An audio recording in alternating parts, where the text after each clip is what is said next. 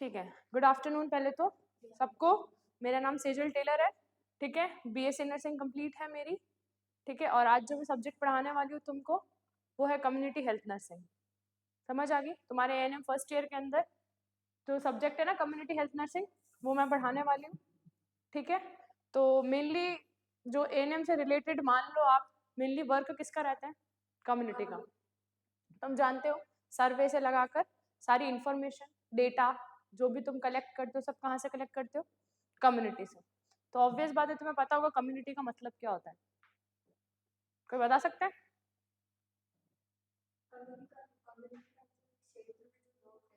हम्म, ठीक है। एक क्षेत्र के अंदर लोग बाग रहते हैं, ठीक है। उनकी एक फिक्स्ड बाउंड्री होती है जहाँ पे वो लोग रहते हैं। और अगर ये चीज सोसाइटी को कर ले तो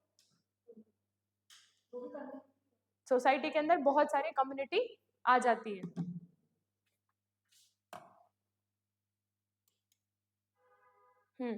तो मैं क्या बता रही थी कि कम्युनिटी का मतलब क्या होता है, ठीक है। तो कम्युनिटी के अंदर क्या होता है, अपने जैसे ही पर्सन होते हैं, अपने जैसे ही पीपल्स होते हैं जो रहते हैं, ठीक है। उनका फेस टू फेस मतलब देख सकते हैं अपन उनको, ठीक है। अच्छा रिलेशनशिप भी होता है, वी वाला रिलेशनशिप होता है ना, जैसे फैमिली हो गई, तुम्हारे नेबरहुड्स हो गए, कम्युनिटी उसी को ही बोलते हैं।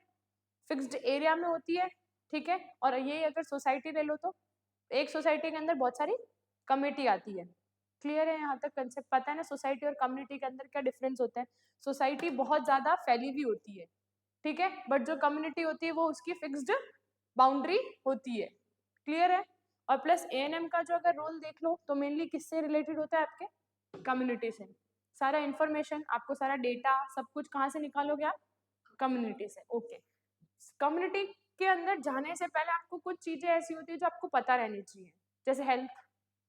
हेल्थ क्या होता है? अगर आपको ये चीज नहीं पता है कि हेल्थ क्या होता है, तो आप कम्युनिटी में जाके क्या करोगे? आपको अगर पता नहीं कि किस तरीके से डेटा लेते हैं, किस तरीके से सर्वे करते हैं, डोर टू डोर विजिट्स होते हैं, जैसे पोलियो के प्रोग्राम्स चलते हैं, पता है ना पोलियो वाला, पोलियो का प्रोग्राम देखा है ना, पल्स पोलियो इम्यूनाइजेशन होता है ना, जिसके अंदर 2 बूंद जिंदगी की, है ना। क्या होता है, फर्स्ट और 3 दिन का चलता है, फर्स्ट डे बूथ का और बाकी दोनों दिन डोर टू डोर विजिट। हाँ, यही होता है ना। तो वो क्या हो गया, तुम्हारा एक तरह का सर्वे हो गया। तुम कम्युनिटी में जाके क्या करो, बच्चों को पोलियो की दवा पिला रहे हो। तुम ये देख रहे हो कि कोई बच्चा पोलियो ग्रसित ना हो जाए, किसी को पोलियो की बीमारी ना हो जाए। तो ये सारी चीजें तुम देख रहे हो वहां पे जाके, ठीक है। तो मेनली एएनएम का क्या रोल है अगर देखा जाए? तुम कम्युनिटी पढ़ते ही क्यों हो? तुम्हें क्या जरूरत है कम्युनिटी पढ़ने की? तो क्योंकि तुम्हें वहीं का ही सारा इन्फॉर्मेशन लाके तुम्हें तुम्हारे ब्लॉक्स में जमा करवाना है। I am right? ठीक है। तुम्हारे जो भी ऑफिसर्स होंगे, जैसे कम्युनिटी हेल्थ ऑफिसर होगा तुम्हारे ऊपर, वही तुम्हारा सब कुछ देखेगा। तो तुम सारा डेटा उनको कलेक्ट करके देखो। जैसे इम्यूनाइजेशन भी तुम्हारा ही वर्क है, कोई डेटा कलेक्ट करना, कोई सर्वे करना, सब कुछ तुम्हारा ही वर्क है। तो मेनली अपन ये सब्जेक्ट इसलिए पढ़ते हैं तुम अपने पूरे प्रोफेशन के अंदर, क्योंकि तुम्हें पता लगे कि किस चीज को कैसे मेजर की जा सकती है, अपन वहां जाके क्या क्या डेटा ले सकते हैं, हेल्थ क्या होती है, हेल्थ के कौन कौन से डायमेंशन होते हैं, कौन सी चीजें कब यूज में ली जाती है। क्लियर है? सब कुछ क्लियर? आगे चले तो ठीक है। आज जो मेरा टॉपिक है वो टॉपिक है आपका कंसेप्ट ऑफ हेल्थ, ठीक है। समझ आई बात? तो सबसे पहले मैं ये पूछना चाहती हूँ कि आप हेल्थ से, जो स्वास्थ्य होता है, उससे आप क्या समझते हो?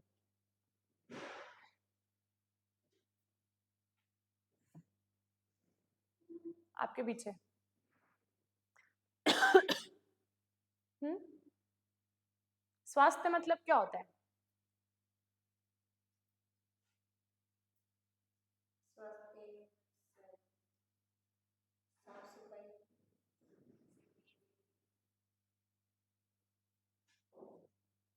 एएनएम हो गई ना?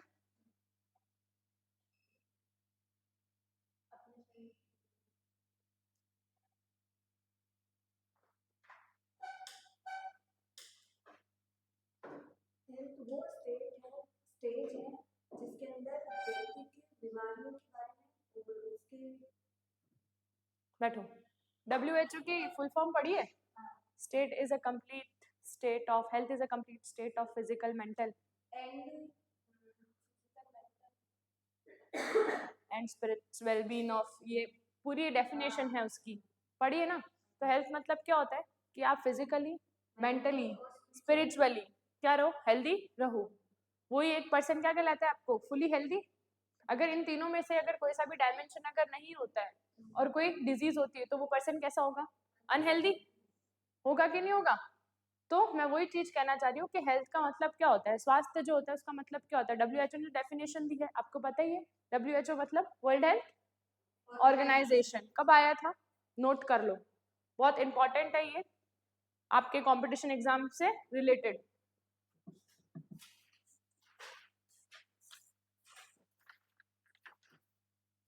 सेवन अप्रैल 1947 के अंदर WHO आया था।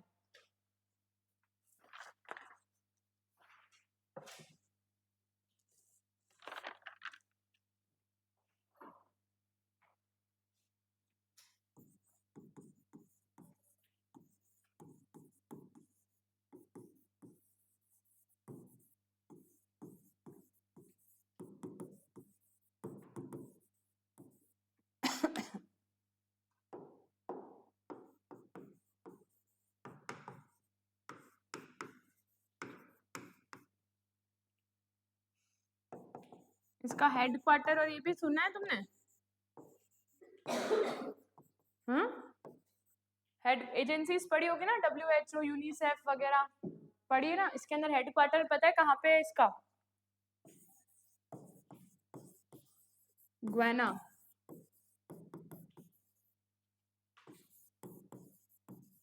स्विट्जरलैंड में।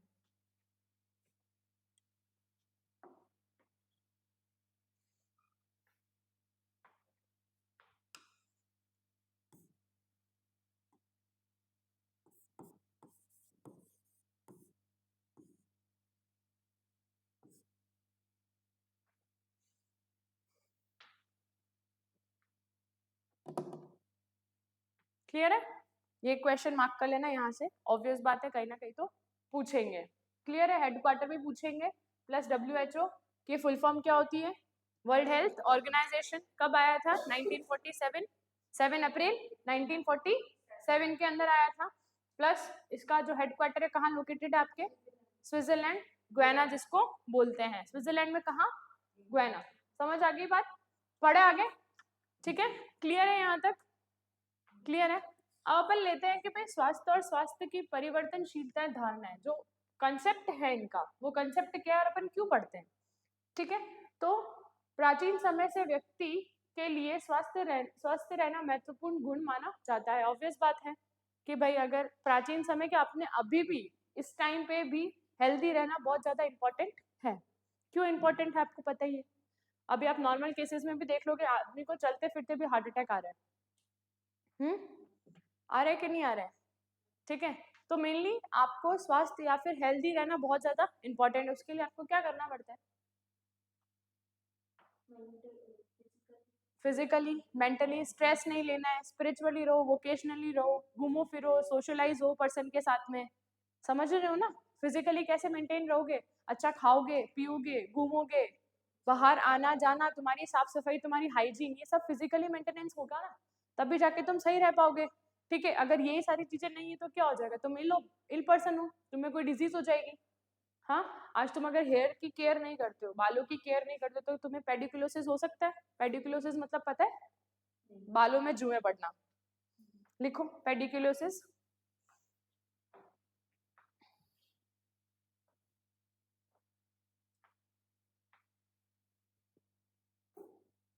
पेडिकुलोसिस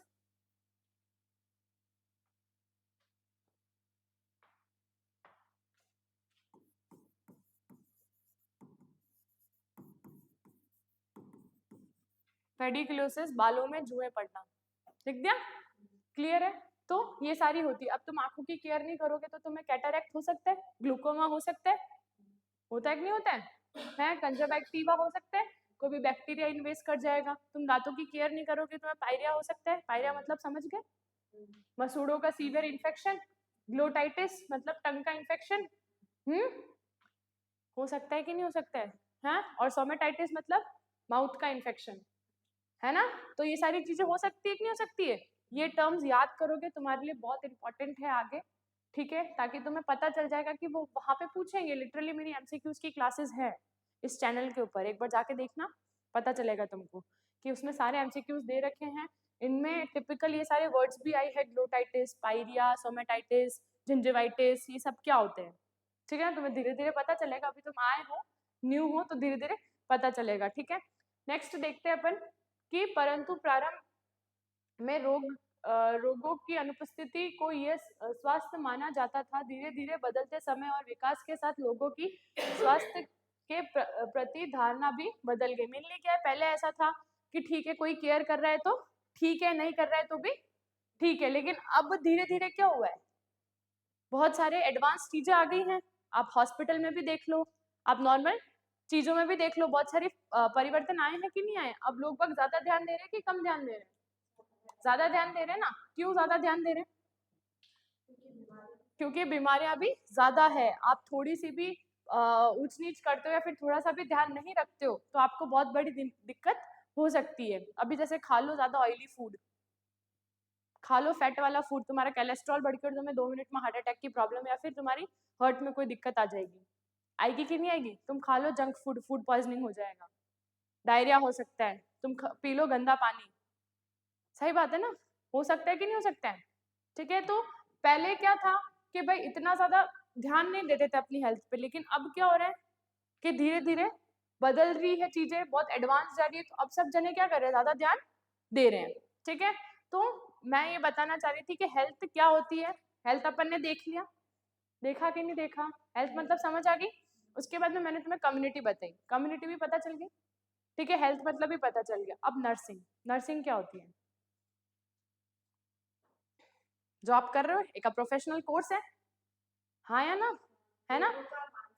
हाँ, अब हाँ उनको सेवा करना है, तो यही आप कम्युनिटी के अंदर कर रहे हो। तो आप पूरा मतलब समझ आ गया CHN का मतलब क्या है, कम्युनिटी हेल्थ नर्सिंग का मतलब, कम्युनिटी हेल्थ नर्सिंग का मतलब समझ आ गया। अपन ने कम्युनिटी हेल्थ नर्सिंग पढ़ रहे हैं, उनको टुकड़ों में स्प्लिट आउट की है। कम्युनिटी मतलब समझ आ गया, इधर कम्युनिटी मतलब समझ आया क्या होता है कि जिस क्षेत्र में अपने जैसे ही लोग रह रहे हैं। हेल्थ मतलब समझ आ गया, कम्युनिटी हेल्थ, हेल्थ मतलब आया फिजिकली, मेंटली, स्पिरिचुअली, वोकेशनली, सब चीजों से क्या रहना है आपको, स्ट्रांग रहना है, कोई भी डिजीज नहीं होनी चाहिए। और नर्सिंग अपना प्रोफेशनल कोर्स जहाँ पे अपन क्या दे रहे हैं, उनको केयर कर रहे हैं, और वो आजकल वो भी बहुत एडवांस तरीके से। क्लियर है? अब समझ आ गया कम्युनिटी हेल्थ नर्सिंग मतलब क्या होता है। कोई प्रॉब्लम, कोई प्रॉब्लम हो तो बोलो। क्लियर है, पता चल गया, ठीक है। कम्युनिटी हेल्थ नर्सिंग का मेन जो मोटो है वो क्या होता है कि एक कोई भी प्रोफेशनल, जो भी नर्सिंग वाले पर्सन है, जैसे कि तुम ANM लोग जो होते हैं, तुम क्या करोगे, कम्युनिटी में जाके क्या प्रोवाइड करवाओगे, केयर, ताकि लोगों की हेल्थ क्या रहेगी, मेंटेन रहेगी। इसलिए अपन क्या पढ़ते हैं, कम्युनिटी हेल्थ नर्सिंग, कि कम्युनिटी के अंदर क्या क्या बीमारियां है वो कौन ठीक कर सकता है, तुम। जैसे इम्यूनाइजेशन लगा के पैदा होते ही BCG क्यों देते हैं, TB से बचने के लिए। TT क्यों देते हैं, TT, टिटेस टॉक्सोइड। डिप्थेरिया क्यों देते हैं, पर्टुसिस क्यों देते हैं, ताकि उनको इन्फेक्शन ना हो। मिजल्स, मम, रूबेला, सारी इम्यूनाइजेशन शेड्यूल लगाते हो कि नहीं लगाते हो, अपन पढ़ेंगे आगे, बट मैं तुम्हें बता रही हूँ, लगाते हो कि नहीं लगाते हो, ठीक है ना। तो ये सारी चीजें अपन क्यों करते हैं, ताकि लोगों को कोई प्रॉब्लम ना हो, इसलिए अपन उनको क्या दे रहे हैं, केयर दे रहे हैं। इसलिए अपन क्या पढ़ते हैं, कम्युनिटी हेल्थ नर्सिंग। क्लियर है। नेक्स्ट देखते हैं स्वास्थ्य के विभिन्न धारणाएं। धारणाओं में देख लो कि भाई biological concept, ecological concept, psychological, holistic concept of life, ठीक है। ये सारे क्या एक तरह के कंसेप्ट है किसके, अपने कम्युनिटी के अंदर आते हैं, हेल्थ को लेके, ठीक है। आगे चले, यहाँ तक कोई दिक्कत हो तो बताओ। भाई बायोलॉजिकल कंसेप्ट में क्या होता है, इकोलॉजी के अंदर क्या होता है, साइकोलॉजिकल, होल्डिस्टिक कंसेप्ट के अंदर क्या होता है, कंसेप्ट ऑफ लाइफस्टाइल क्या क्या होता है। जैसे जैविक धारणा है, ठीक है, और मनोवैज्ञानिक धारणा है, संपूर्ण स्वास्थ्य की धारणा है। होल्डिस्टिक मतलब पूरा ऑल ओवर केयर आ जाती है उसके अंदर, ऑल ओवर कंसेप्ट आ जाता है। प्लस कंसेप्ट ऑफ लाइफस्टाइल, जीवन स्तर की धारणा है कि आप किस तरीके से अपना जीवन अच्छी तरीके से जीते हो। नेक्स्ट है जैविक धारणा, मतलब बायोलॉजिकल कंसेप्ट। आप ये देख लो कि ये जो बायोलॉजिकल कंसेप्ट है वो मेनली आया है आपकी जर्म थ्योरी से।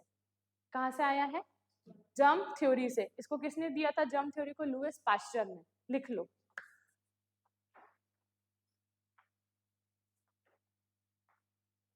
Lewis pasture.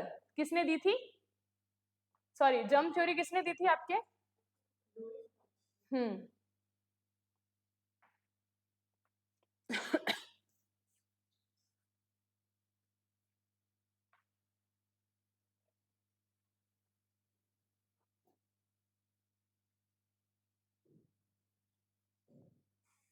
लिया? ठीक है, पढ़े आगे। इसके अनुसार रोग की शरीर में अनुपस्थिति ही स्वास्थ्य की परिचायक है। यह धारणा रोगी के रोगाणु सिद्धांत पर आधारित है।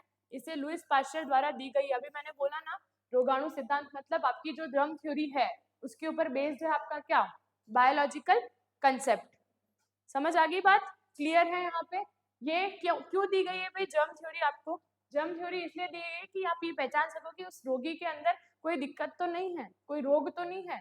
जर्म है, जर्म मतलब बैक्टीरिया, वायरस, इनसे ही प्रॉब्लम होती है ना, तो ये तो नहीं है। तो ये किसने दी है? Mainly biological concept. इतना ध्यान रखना है आपको कि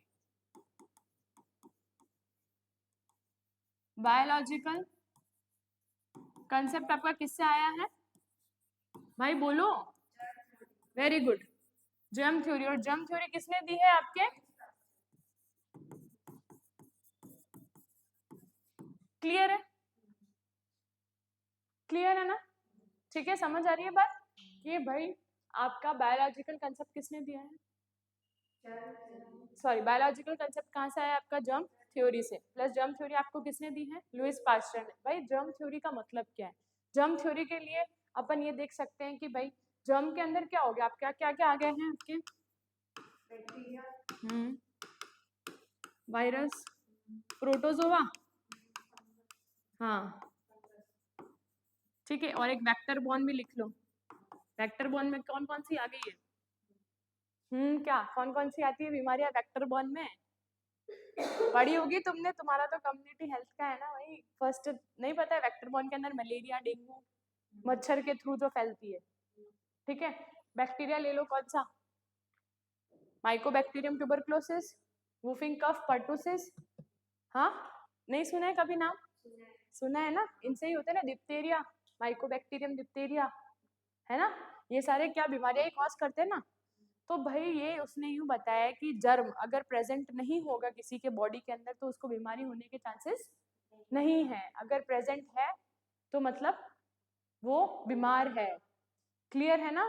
साफ बात है। अगर बैक्टीरिया, वायरस, प्रोटोजोआ, फंगाई आपकी बॉडी के अंदर प्रेजेंट होंगे तो आपको प्रॉब्लम होगी, आपको आगे चल के डिजीज होगी। अभी जैसे बैक्टीरिया के अंदर ले लो माइकोबैक्टीरियम ट्यूबरक्लोसिस, तो क्या कराता है ये माइकोबैक्टीरियम ट्यूबरक्लोसिस? ठीक है, और माइकोबैक्टीरियम डिप्थेरिया, डिप्थेरिया कॉज करता है। ठीक है, पर्टुसिस, सॉरी आप डोडोलिन पर्टुसिस ले लो, वुफिंग कफ कॉज कराता है। ये कराता है कि नहीं कराता है? कोलिस्ट्रिडियम टिटेनाई, टिटनेस, है ना? करवाता है कि नहीं करवाता है?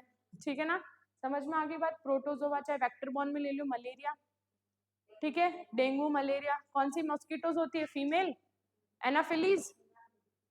क्लियर है? पहली बार सुन रहे हो क्या नाम? नहीं सुन रहे हो ना? पता है ना?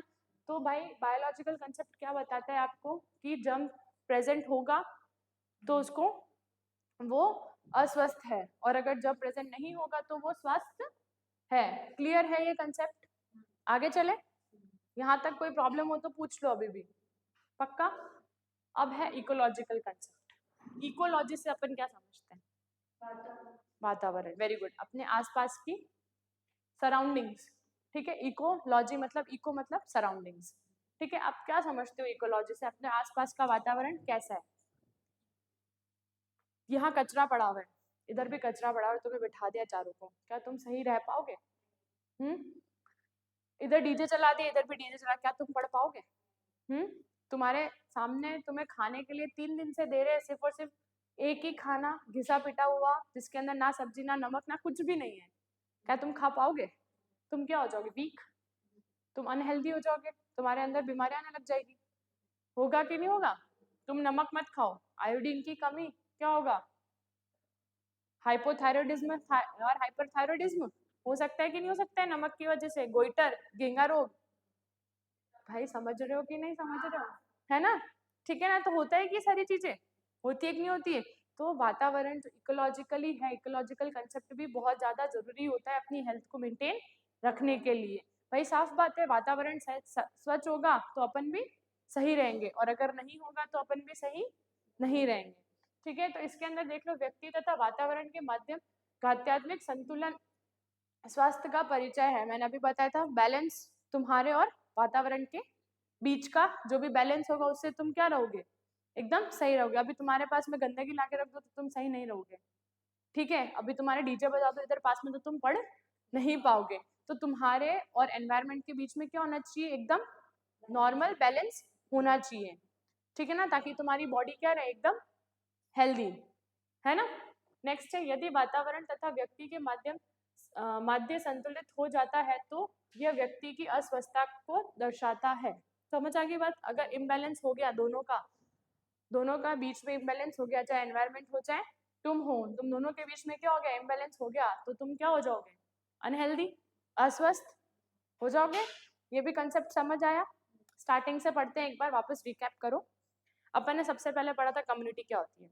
ठीक है, कम्युनिटी के अंदर मैंने आपको बताया कि अपने जैसे लोग रहते हैं, फिक्स्ड बाउंड्री होती है, क्लियर है, अपने बीच में इंटरेक्शन होता है। ठीक है, वी वाली फीलिंग होती है, मतलब फैमिली वाली फीलिंग होती है, चाहे अपने नेबर्स ले लो चाहे अपनी फैमिली ले लो। और ये अगर बात सोसाइटी की करें तो सोसाइटी के अंदर कोई भी फिक्स्ड बाउंड्री नहीं होती है, एक सोसाइटी के अंदर बहुत सारी कमेटी आ जाती है। ठीक है, फिर ले लो अपन ने क्या पढ़ा, हेल्थ। हेल्थ में WHO की डेफिनेशन दी थी क्या, health is a complete state of physical mental social wellbeing and not any inform any disease, absence of any disease. ठीक है, समझ आ गई बात। हेल्थ भी अपन ने समझ लिया कि भाई फिजिकली मेंटली और सोशली क्या होना चाहिए, पर्सन स्ट्रांग होना चाहिए और कोई भी डिजीज उसके अंदर नहीं होनी चाहिए। प्लस नर्सिंग का अपन ने देख लिया, नर्सिंग मतलब क्या होती है, प्रोफेशनलिज्म कोर्स है जहाँ पे तुम लोग क्या करते हो, केयर देते हो। पहले भी केयर दी जाती थी बट लेकिन अब क्या एडवांस लेवल पे केयर दी जा रही है। कम्युनिटी हेल्थ नर्सिंग का मतलब समझ आ गया, क्लियर है। उसके बाद में अपन ने क्या पढ़ा था, मेनली अपन पढ़ रहे थे कि पहले जो केयर चलती थी उसके ऊपर इतना ध्यान नहीं दिया जाता था, है ना। बट अभी जो एडवांस केयर है उसके अंदर हेल्थ केयर में ले लो, चाहे तुम्हारे ब्लॉक्स में ले लो, CHC PHC सब सेंटर्स वगैरह पे भी बहुत ज्यादा ध्यान दिया जाता है। प्लस महत्वपूर्ण जो सबसे इंपॉर्टेंट रोल होता है वो किसका होता है, ANMs का, जो क्या करती है, तुम लोग बाहर जाके कम्युनिटी के अंदर आके इन्फॉर्मेशन देते हो, तुम रिपोर्ट्स कलेक्ट करते हो उनसे, करते हो कि नहीं करते हो, घर घर पे जाके, जैसे इम्यूनाइजेशन ही हो गया है तुम्हारा। ठीक है, और जनगणना भी करते हो कि नहीं करते हो, घर जाके तुम पूछते हो ना कि भाई कितने बच्चे हैं, इनसे क्या होता है, क्यों पूछते हो, क्या जरूरत है तुम्हें, क्या जरूरत है, तुम क्यों पूछते हो, मत पूछो, क्या जरूरत है तुम्हें पूछने की, तुम जाके इन्फॉर्मेशन लेते हो, क्यों लेते हो, मत लिया करो, किसने बोला तुम्हें, क्या काम है क्या काम है, घर पे जाके चिपकाओगे, हाँ, रिकॉर्ड्स एंड रिपोर्ट्स मेंटेन करोगे। रिकॉर्ड क्यों चाहिए होता है कि भाई जनसंख्या स्तर बढ़ तो नहीं रहा है, जैसी जनसंख्या स्तर बढ़ेगा तो बीमारियां भी हो सकती है, बेरोजगारी बढ़ेगी, खाने की कमी से क्या होंगे, माल न्यूट्रिशन, कुपोषण, ऑब्वियस बात है।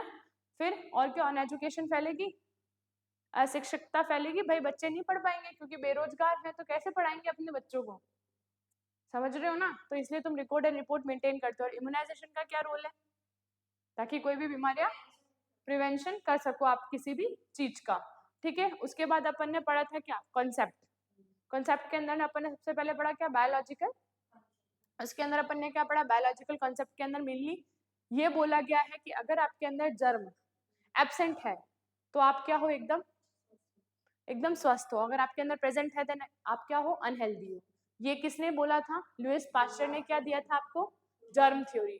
उससे पहले मैंने एक चीज बोली थी, WHO की फुल फॉर्म मतलब वर्ल्ड हेल्थ ऑर्गेनाइजेशन, कब आया था, 7 अप्रैल नहीं, हाँ, देन उसके बाद में क्या हुआ था कि उसका हेडक्वार्टर कहाँ पे, ग्वेना, स्विट्जरलैंड के अंदर, कहाँ पे, ग्वेना के अंदर। ठीक है, बायोलॉजिकल कंसेप्ट पे चलोगे तो समझ आ गया, जर्म थ्योरी लुइस पास्चर ने दी थी। जर्म थ्योरी के अंदर क्या था कि अगर प्रेजेंट है तो आप अनहेल्दी, और अगर नहीं है तो। और अभी इकोलॉजिकल कंसेप्ट के अंदर अपन ने क्या पढ़ा था कि आपके और एनवायरनमेंट के बीच का मीडियम बैलेंस जो होगा वो अच्छे से मेंटेन करके चलना है। अगर ये चीज मेंटेन करके नहीं चलोगे तो तुम क्या हो सकते हो, अनहेल्दी हो सकते हो। ठीक है, आगे चले। नेक्स्ट क्या है, साइकोलॉजिकल कंसेप्ट। मनोवैज्ञानिक के अनुसार व्यक्ति का स्वास्थ्य न केवल जैविक तथा वातावरणीय कारकों से प्रभावित होता है बल्कि समाज, मनोवैज्ञानिक, संस्कृति तथा राजनीति से भी प्रभावित होता है।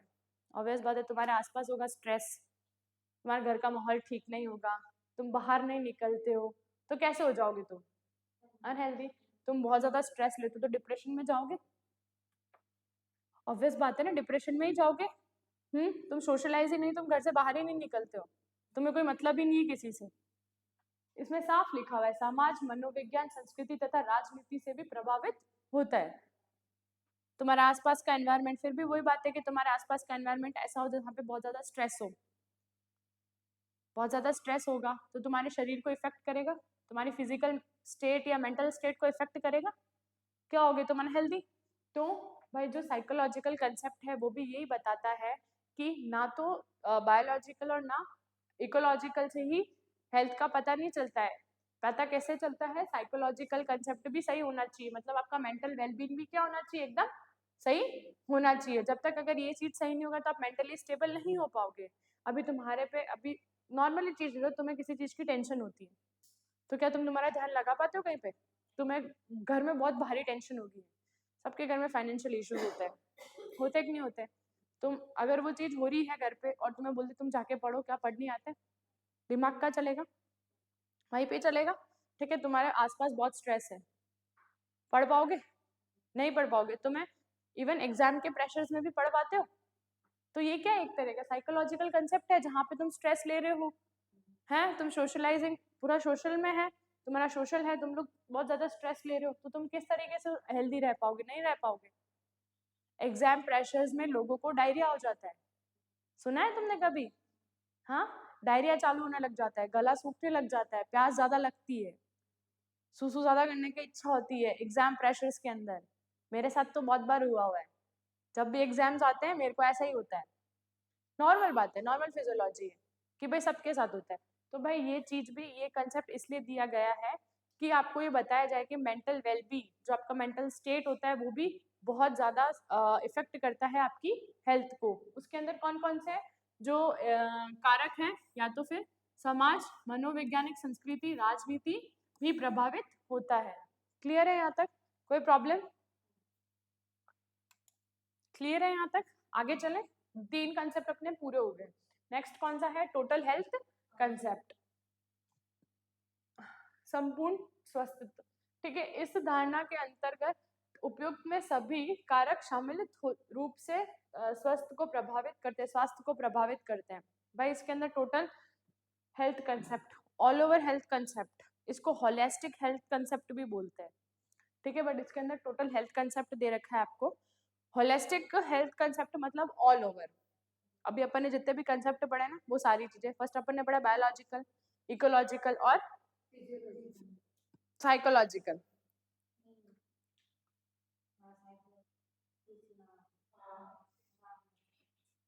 साइकोलॉजिकल, ठीक है। तो ये 3 कंसेप्ट ऑल ओवर सब कुछ मिला के बहुत ज्यादा जरूरी होता है। अब तुम खुद ही देख लो, इस चीज का बार बार एग्जाम्पल नहीं दे सकती कि भाई कैसा क्या जरूरी है। फिर बायोलॉजिकल पता चल गया है ना, देन उसके बाद में इकोलॉजिकल, देन साइकोलॉजिकल, और अभी कौन सा आ गया आपका टोटल हेल्थ कंसेप्ट। इसके अंदर सारे ऑल ओवर जितने भी कंसेप्ट है बहुत ज्यादा इंपॉर्टेंट होता है। क्लियर है भाई। कंसेप्ट ऑफ लाइफस्टाइल, आप किस तरीके की आपकी लाइफस्टाइल है। ठीक है, अगर आपकी लाइफस्टाइल कैसी हो, सेडेंटरी, सेडेंटरी मतलब सुने, खाया पिया और सो गए, खाया पिया और सो गए, कुछ काम नहीं किए, तो कैसा हो जाएगा शरीर, मोटापा, ओबेसिटी। ओबेसिटी होते ही किसकी बीमारियां पहले की ज्यादा होगी, कार्डियक डिजीज होने के चांसेस हैं, है कि नहीं है। ओबेस पर्सन के अंदर कार्डियक डिजीज होने के चांसेस है, हर्निया होने के चांसेस है। अब बताओ कौन सा पर्सन सही है, हेल्दी है। तो तुम्हारा लाइफस्टाइल भी कितना जरूरी है। एक तो तुम सुबह उठ के रोज डेली ब्रश ब्रश करके मंदिर जा रहे हो, नहा धो के अच्छे से मंदिर जा रहे हो, तुम मेडिटेशन कर रहे हो, तुम फिर कोचिंग में आ रहे हो, वो सही है। या फिर तुम बस उठ रहे हो, तुम लेट लेट तो उठना, ब्रश करना, फिर तुम वापस कुछ खाओगे और फिर सो जाओगे, ये सही है। बताओ कौन सा सही है। एक तो तुम्हारा जल्दी उठना, तुम्हारा खुद का हाइजीन मेंटेन करना, फिर तुम्हें यहाँ पे आना, ये वाली चीजें सही है ना। तो जो मेनली हेल्थ है उसके अंदर भी तुम्हारा जो लाइफस्टाइल है बहुत ज़्यादा इंपॉर्टेंट रोल प्ले करता है। अभी मैंने बता दिया कि तुम अगर सेडेंट्री लाइफस्टाइल जो कि मतलब आरामदायक स्थिति में तुम रहोगे तो तुम कैसे हो जाओगे, तुम्हारा मोटापा हो जाएगा और दूसरी दूसरी बीमारियां हो जाएगी। क्या तुम्हारी जो फिजियोलॉजिकल जो फंक्शन करती है बॉडी, क्या वो सही कर पाएगी? क्या तुम साइकोलॉजिकली स्टेबल रह पाओगे? क्या तुम्हारे आसपास का वातावरण सही हो पाएगा? कैसा रहेगा? एकदम आलसीपना। तो इसके अंदर क्या है, ये धारणा विश्व स्वास्थ्य संगठन द्वारा स्वास्थ्य हेतु दी गई परिभाषा पर आधारित है। इसके अनुसार व्यक्ति के जीवन स्तर की गुणवत्ता उसके स्वास्थ्य को प्रदर्शित करता है। मैंने किसको प्रदर्शित करता है? आपके हेल्थ को।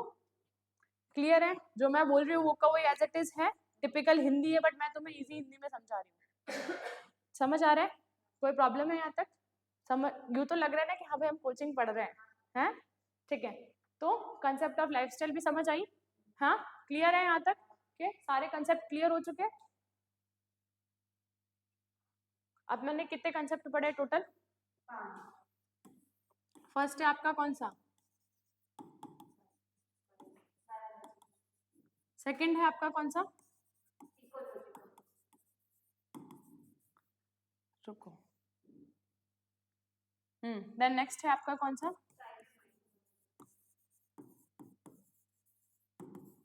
फिर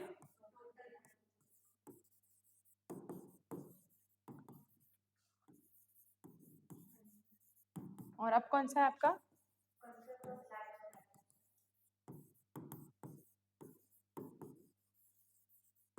कंसेप्ट ऑफ लाइफस्टाइल। 1 2 3 4 5 टोटल कितने कंसेप्ट है आपके? 5 कंसेप्ट है। ये 5 कंसेप्ट किसको शो कर रहे हैं? आपकी हेल्थ को। क्लियर है? समझ आ गई बात? और कोई प्रॉब्लम हो इन कंसेप्ट में तो पूछ लो। वापस रिवाइज करवाऊं एक बार। Biological concept germ theory Louis Pasteur. Ecological तुम्हारा और एनवायरनमेंट के बीच का relationship. Psychological mentally stable, socialize नहीं होगे, समाज तुम्हारा, संस्कृति तुम्हारी, तुम अगर सही से नहीं वर्कआउट करोगे तो तुम अनहेल्दी रहोगे। कैसे? मेंटली। प्लस तुम्हारा टोटल हेल्थ कंसेप्ट, ये ऑल ओवर सारे इसके अंदर आते हैं। देन कंसेप्ट ऑफ लाइफस्टाइल, तुम्हारी लाइफस्टाइल कैसी है? आरामदायक स्थिति में तुम रह रहे हो तो तुम्हें बीमारियां होने के चांसेस ज्यादा है। कौन कौन सी बीमारियां हो सकती है इसके अंदर? ओबेसिटी, ओबेसिटी मतलब मोटापा, और उससे रिलेटेड आपकी हार्ट डिजीज, जिसको आप कार्डियक डिजीज भी बोल सकते हो। क्लियर है? समझ आ गई बात? यहाँ तक सब क्लियर है? मैं पूरा कंसेप्ट पढ़ा चुकी हूँ हेल्थ का। हेल्थ बता दी मैंने, कम्युनिटी बता दी, नर्सिंग क्या होती है वो बता दी है, और सारे कंसेप्ट क्लियर आउट कर दिए। क्लियर है? नेक्स्ट है डायमेंशन ऑफ हेल्थ, स्वास्थ्य के आयाम। ठीक है भाई, डायमेंशन ऑफ हेल्थ भी क्यों दिए गए हैं? क्या जरूरत थी हेल्थ के डायमेंशन देने की? हम तो यही पढ़ लेते हैं।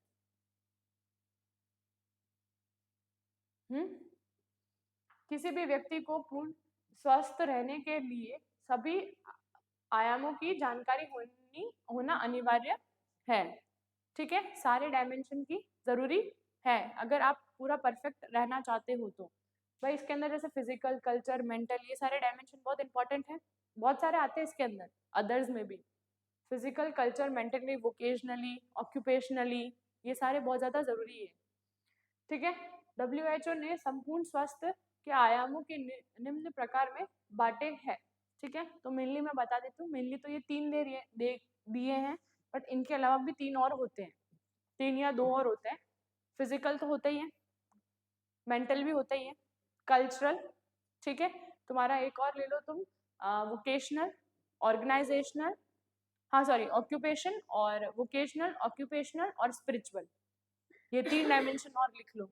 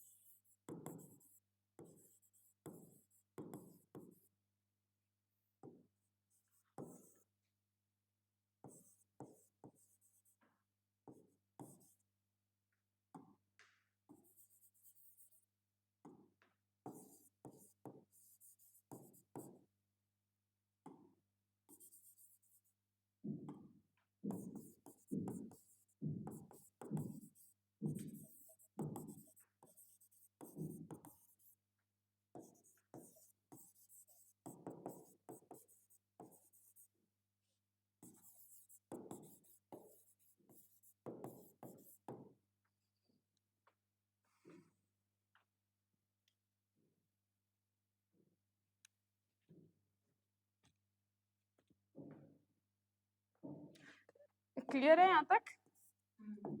किसने दिए हैं ये सारे डायमेंशन आपको? WHO ने। भाई ये क्यों दिए हैं सारे? एक मिनट रुक जाओ, लिख लेना बाद में, पहले मेरी बात सुन लो। ये सारे डायमेंशन आपको क्यों दिए? ताकि आप क्या रह सको पूरे ऑल ओवर हेल्दी। ठीक है, इसलिए आपको ये सारे डायमेंशन दिए हैं। ठीक है ना? ये सारे डायमेंशन क्या बताते हैं कि आप कैसे, आपकी हेल्थ किस तरीके से सही रहेगी। ठीक है ना?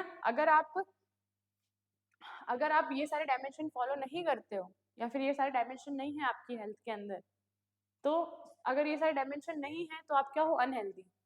ठीक है, जैसे फिजिकल का पता ही चल गया होगा, कल्चर का भी, मेंटल का भी, वोकेशनल मतलब आपके व्यवसाय से रिलेटेड, ऑक्यूपेशन आप कहाँ जॉब करते हो।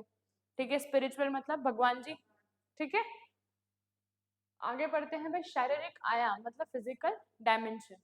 स्वास्थ्य के इस आयाम के अंतर्गत शारीरिक स्वास्थ्य वेग सम्मिलित अर्थात शारीरिक रूप से स्वस्थ होते का तात्पर्य है शरीर वेगपूर्ण दक्षता से काम करना। ठीक है, मेनली क्या है इसके अंदर, आप क्या करते हो कि आपका जो फिजिकल डायमेंशन है मेनली आप किस बॉडी से रिलेटेड, फिजिकली मतलब बॉडी से रिलेटेड, इसको फिजियोलॉजिकल डायमेंशन भी बोला जाता है कि आपकी बॉडी की जो एक एक सेल है वो क्या फंक्शन कर रही है। क्लियर आउट हो कि आपकी बॉडी की जो सेल है वो क्या फंक्शन आउट कर रही है, कैसे फंक्शन वो कर रही है। ठीक है, शरीर के विभिन्न अंगों व तंत्रों का सुचारू रूप से कार्य करना परफेक्ट फंक्शन कहलाती है। ठीक है, शरीर का पूर्ण दक्षता से कार्य करना या ना करना निम्न लक्षणों के आधार पर पता लगाया जा सकता है। क्लियर तो है यहाँ तक? मैंने अभी जस्ट बोला कि तुम्हारी बॉडी की एक एक सेल क्या वर्क कर रही है। ठीक है, तुम्हारी जो स्किन है वो कैसी है, सफेद है, ब्राउन है, नॉर्मली कैसा, डार्क है, सावला कलर है या फिर ब्लू है। अगर ब्लू होती है तो क्या होता है?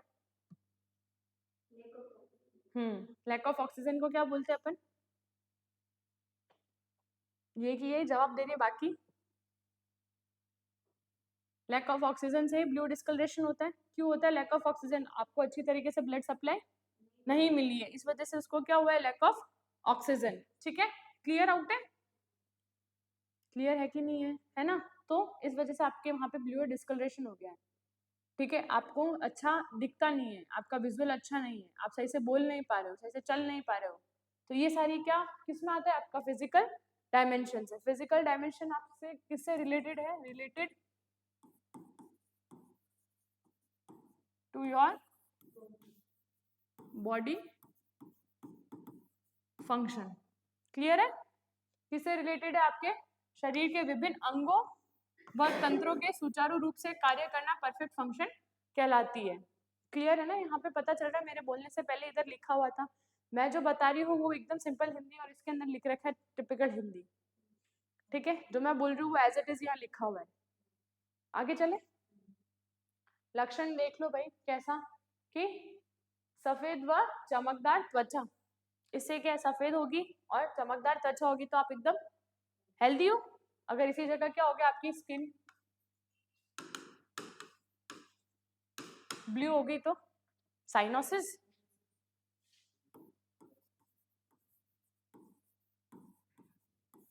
लैक ऑफ O2 को क्या बोलते हैं? साइनोसिस। उसकी वजह से क्या हो जाता है? Skin blue.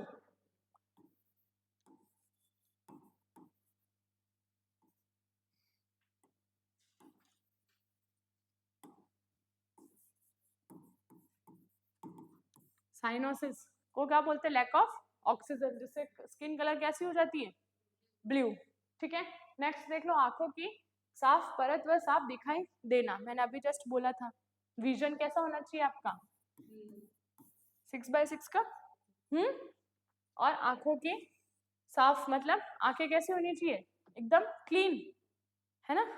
ये ट्रैकोमा सुना है? ट्रैकोमा, ग्लूकोमा, आइस के डिसफंक्शन है, कैटारैक्ट होना, नहीं सुने? कभी नहीं सुना? ठीक है, आगे पढ़ाएंगे तो मैं आई डिसऑर्डर्स वगैरह में।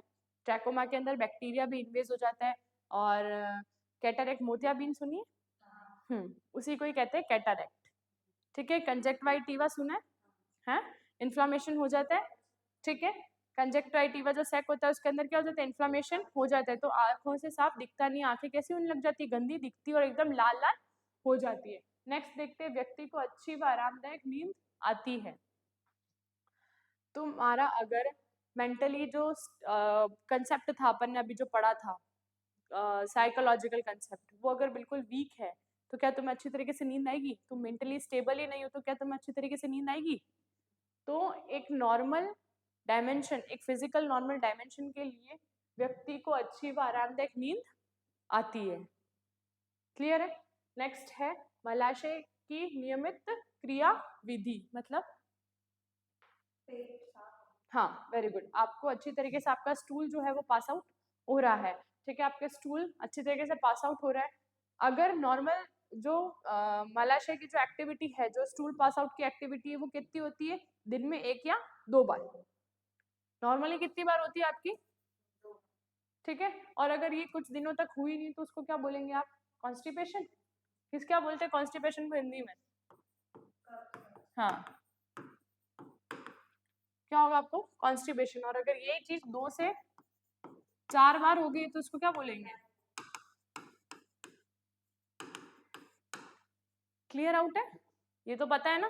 तो मलाशय की नियमित क्रियाविधि भी बहुत ज्यादा इंपॉर्टेंट है। शरीर के सभी अंग सुचारू रूप से कार्य करते हैं व इनके आकार भी सामान्य होते हैं। अभी ऐसा तो नहीं कि जैसे तुम्हारी आंख है उसका अलाइनमेंट सही नहीं है,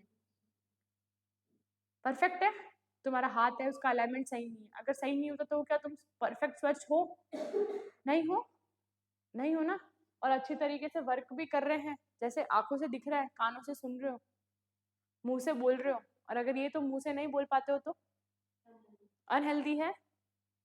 नेक्स्ट है शरीर के सभी संवेदक सुचारू रूप से काम करते हो। सारी जितनी भी बॉडी की जो मैकेनिज्म है वो अच्छी तरीके से क्या करती हो?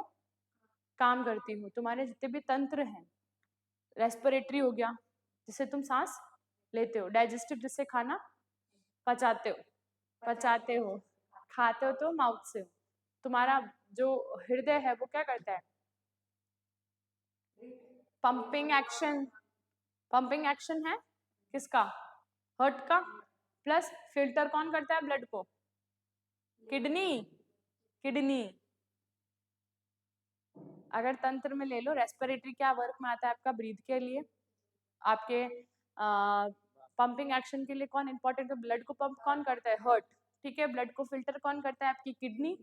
ठीक है। और यूरिन भी वहीं से ही पास आउट होता है। ठीक है, समझ आ गई बात? इंटीग्यूमेंट्री सिस्टम मतलब स्किन वाला जो सिस्टम है वो क्या काम करता है? ये स्किन क्या वर्क करती है आपके बॉडी के अंदर? प्रोटेक्शन और टेम्परेचर को मेंटेन करना। प्लस अगर तुम्हारा ब्रेन ले लो तो ऑल ओवर जितने भी सिस्टम है उस सबको क्या करती है? ये कंट्रोल करने का काम करती है। सारे सेंटर यही होते हैं। रेस्पिरेटरी सेंटर कहाँ होता है? सिर में। किधर? कौन सा पार्ट?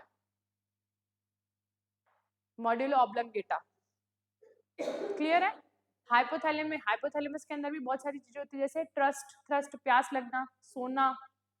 टेम्परेचर रेगुलेशन सेंटर भी कहाँ होता है? ब्रेन के अंदर। कहाँ पे होता है? हाइपोथैलेमस के अंदर एक छोटा सा पार्ट होता है हाइपोथैलेमस।